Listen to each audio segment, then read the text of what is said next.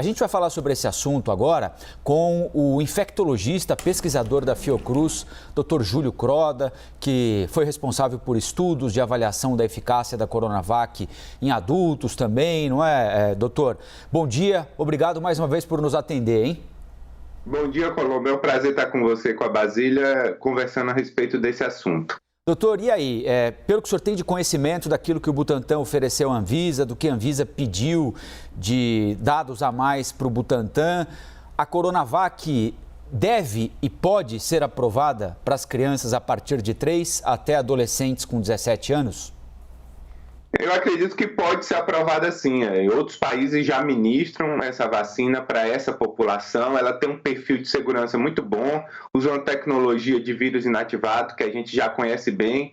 Então, eu acredito que é uma vacina que pode ajudar, principalmente no público de 3 a 5 anos, que a gente não tem nenhuma vacina disponível. E a gente tem uma pronta entrega dessa vacina. O Butantan pode fornecer uma quantidade bastante expressiva, como intervalo entre a primeira e a segunda dose é de 28 dias. Isso pode acelerar nosso esquema vacinal completo para essa faixa etária, o que permite, por exemplo, um percentual de cobertura vacinal maior nessa população no retorno das férias escolares. Então, eu vejo com muitos bons olhos essa avaliação. Espero que o Butantan tenha enviado toda a documentação solicitada pela Anvisa. É muito difícil a gente entender qual é essa documentação, porque a gente não tem acesso a essas informações, mas existe um consenso entre os especialistas que seria uma boa medida a aprovação dessa vacina e, portanto, a utilização dela para o público pediátrico. Pelo que a gente tem visto em outros países, doutor, que estão usando a Coronavac para imunizar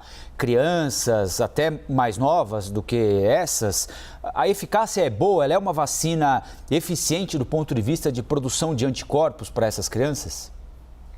É extremamente eficaz, é uma vacina que produz um nível muito interessante de anticorpos neutralizantes, de resposta celular, principalmente nessa faixa etária. Tem problemas com os idosos, a gente reportou isso, né? Uma menor resposta imune nessa população e efetividade da vacina propriamente dito, mas para jovens é uma vacina que funciona muito bem e uma vacina que tem, uma das vacinas que tem menos eventos adversos que está aí no mercado. Então a gente precisa sim ter essa alternativa, os pais poderem escolher entre a Coronavac e a vacina da Pfizer, que já está disponível para 5 e 11 anos, mas principalmente para a gente acelerar essa vacinação. A gente ainda conta com doses limitadas da Pfizer e com doses da Coronavac, a gente pode incluir todo o público de 3 a 11 anos que a gente deseja vacinar antes do retorno das férias escolares. Então, doutor, do ponto de vista da gestão, o pedido do Butantan é para imunizar crianças até mais novas, né? De 3 anos. Dos 12 aos 18, os adolescentes já estão tomando a vacina da Pfizer, né? Então, vamos imaginar que esse problema está supostamente resolvido, né? O nosso problema está ali entre 5 e 11 anos. O Butantan pede autorização para poder vacinar a partir dos 3. Como ainda temos uma quantidade de vacinas limitada, né? O senhor acha que, se aprovar a Coronavac, nós devemos usar todo o estoque para reforçar dos 5 aos 11 ou eventualmente reduzir um pouquinho e começar a vacinar também a partir dos 3 anos? Acredito que vacinar a partir dos 3 anos. Se tiver doses disponíveis, e acredito que existe essa possibilidade, o Instituto Butantan já declarou isso, e iniciar a vacinação em todos os públicos, principalmente nesse momento de elevada transmissibilidade de uma nova variante. Então, quanto mais pessoas forem vacinadas, maior proteção. A gente evita justamente o aumento da hospitalização na faixa etária pediátrica e nas pessoas não vacinadas. Então, a gente teria uma opção para essa população que, por enquanto, não tem nenhum tipo de vacina. Doutor, ontem o governo de São Paulo anunciou que aumentou no estado em 61% o número de internações pediátricas de crianças contaminadas pela Covid. Isso se deve ao aumento da circulação do coronavírus, da variante Ômicron. As crianças estão sendo mais atingidas agora porque a Ômicron está sendo menos intensa, os sintomas estão sendo menos intensos para quem já está vacinado. É correto falar em um deslocamento do vírus, que, é claro, continua atingindo adultos, idosos, mas está procurando gente que não tem a imunização provocada pela vacinação? É uma tendência do vírus fazer isso? Colombo, sim, esse deslocamento aconteceu em outros países, né? A gente observou isso no Reino Unido, nos Estados Unidos, o aumento da hospitalização em crianças, superando muitas vezes os outros períodos epidêmicos de aumento de número de casos, porque essa variante é mais transmissível, ela tem uma taxa de contágio de 10, ela é 3, 4 vezes mais transmissível que a variante original. Então, ela vai infectar mais pessoas ao mesmo tempo e vai gerar mais hospitalizações ao mesmo tempo, principalmente de pessoas não vacinadas. Infelizmente, a faixa etária pediátrica é uma população que ainda não tem seu esquema vacinal completo. A gente iniciou recentemente a vacinação. Então, nosso perfil pode ser diferente dos Estados Unidos, que iniciou essa vacinação antes do Brasil e já tem uma cobertura maior para essa população que é a nossa. Doutor Croda, a Basília quer fazer uma pergunta para o senhor também. Oi, doutor Croda, tudo bem? Exatamente, inclusive essa questão da hospitalização foi um dos argumentos usados ontem pelo senhor Dimas Covas, né, diretor-presidente aí do Butantan, afirmando que em 2 meses ele observou em São Paulo um aumento de 61% no número de crianças, né, essa faixa etária que acabou sendo hospitalizada em decorrência do coronavírus. A minha pergunta para o senhor tem a ver com restrições, ressalvas que a Anvisa pode anunciar. Caso libere a utilização da Coronavac em crianças, alguns diretores técnicos da Anvisa afirmam internamente que isso seria acompanhado por um conjunto de normas, algumas restrições, algumas cautelas que precisam ser adotadas. O que o senhor imagina que isso significa? Tem a ver com as crianças com comorbidades ou essas normas teriam um alcance ainda maior por se tratar de uma faixa etária que exige mais cuidados?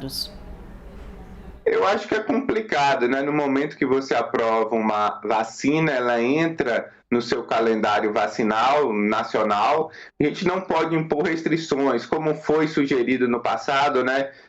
Um consentimento, uma indicação por um pediatra específico, porque isso, de alguma forma, impede o acesso. E o que a gente mais quer é que as crianças tenham acesso à vacina.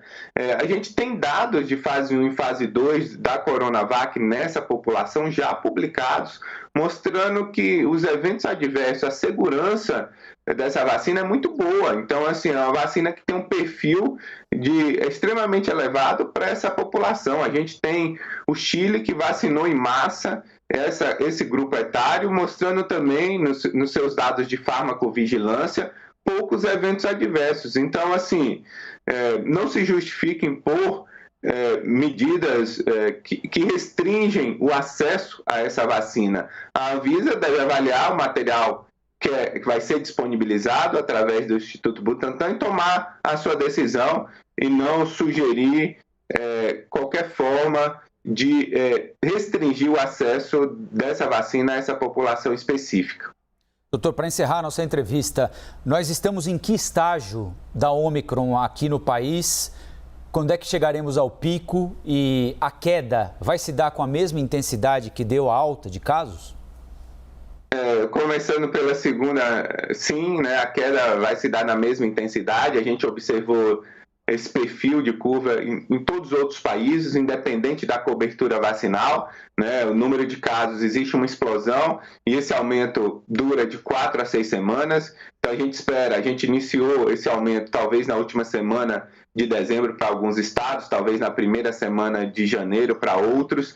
Então isso deve durar muito provavelmente até a última semana de janeiro, a primeira semana de fevereiro, para a gente atingir o pico. A gente espera chegar a uma média móvel de 1.000 óbitos, o que é importante, né? A gente já está em torno de 300 óbitos diários e existe uma tendência de aumento de casos. A gente bate recorde diariamente, 200 mil, né? Se a gente pensar que 0,5% a 1% vão morrer, isso já dá 100, 200 pessoas que podem morrer devido a infecção, essa taxa de casos que acontecem diariamente, a gente deve chegar em perto de 1.000 óbitos, o que é um terço do que a gente viu para a variante Gama, né? Um terço, um quarto, que chegou a quase 4.000 óbitos, mas que traz bastante impacto ao sistema de saúde, porque acontece ao mesmo tempo essa necessidade de hospitalização. Existe uma tendência de necessitar de mais leitos de enfermaria do que de terapia intensiva, então os estados e gestores devem se programar para isso, e a gente não vai ter mais impacto em relação a essa nova variante justamente por conta das vacinas, né? Mas toda atenção nas próximas 3, 4 semanas é importante. Se a gente puder continuar adotando as medidas individuais e intensificar essas medidas de uso de máscara, de distanciamento, de isolamento, de evitar a aglomeração, vai ser muito importante nas próximas semanas.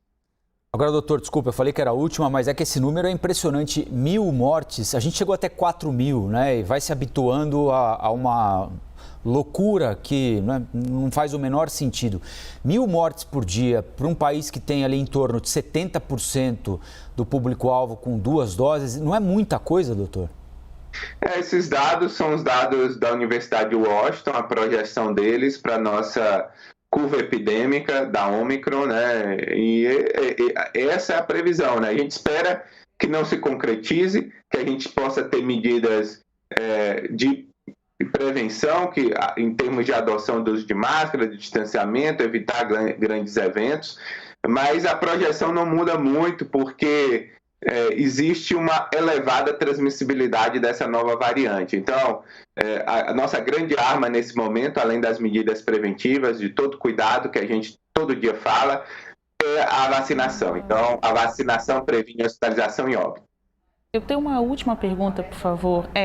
Pelo conhecimento que o senhor tem, há alguma vacina hoje que comprovadamente proteja a população contra a Ômicron, independentemente da marca? Tem vacina contra a Ômicron? Os dados que foram gerados no Reino Unido, nos Estados Unidos, na França, deixam claro que as vacinas continuam protegendo para a Ômicron no que diz respeito à hospitalização e óbito. Se você tem uma vacinação recente, seja de segunda dose, seja de terceira dose, há menos de 5 meses, você também tem uma proteção bastante elevada para a infecção, para as formas leves. Então, por isso que é importante a gente reforçar a mensagem do Ministério da Saúde. Se já tem mais de 4 meses que você tomou a segunda dose, é importante tomar a dose de reforço, porque isso vai te dar maior proteção, um pouco mais de proteção para hospitalização e óbito, mas principalmente para adquirir a doença, para adquirir as formas leves, reduzindo a transmissão na comunidade.